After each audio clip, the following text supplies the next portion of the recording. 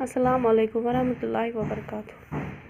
आज वो class 6 English chapter number 7 reusing the waste. अमिक क्वेश्चन 4 क्वेश्चन कर्मित पतमिस वीडियोस मज तो आज वो पंचम question. Question number 5 is 2 ways of recycling glass are mentioned in the text. What are they? Answer in one way used glass material is collected from the consumers or bottle banks. Then the material is cleaned, sold to industries, remanufactured and sold once again to consumers. In second way, broken glass known as cullet is remelted in furnaces and then shaped into new bottles or other objects and sold to consumers. Question number 6. For what purpose can wastewater be easily reused? Answer wastewater if recycled can easily be reused for agriculture purposes. Many water treatment plants have been involved for the purification of wastewater. The National Environmental Engineering Research Institute NEERI is one among them. Question number 7. Mention the efforts that India is making in recycling things. Answer. India is making efforts to reutilize and recycle the waste through treatment plants in many parts of the country.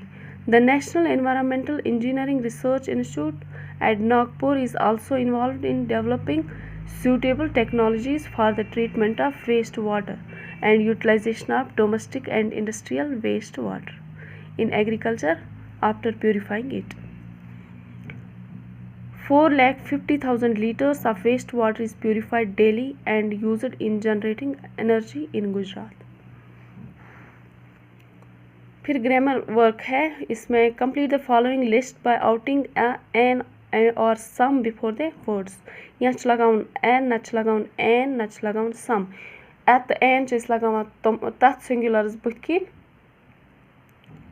लगावन consonants singular कॉन्सोनेंटन booth किन consonant sound N लगावन vowel साउंडन booth किन मगर singular ये सम लगावन ये एक खुद ज़्यादा इसलिए एग एग अकुई मगर वावल साउंड अत लग एन। एप्पल अकुई मगर वावल साउंड अत लग एन। स्वीट्स अत लग सम। ब्रेड अत लग सम।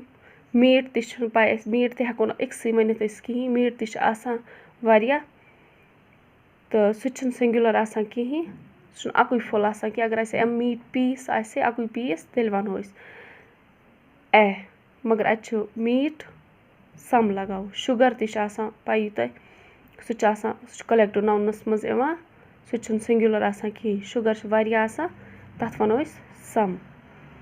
चीज़ तह इथे सम। फ्लाई अकुई अत लग ए क्या कॉन्सोनेंट साउंड।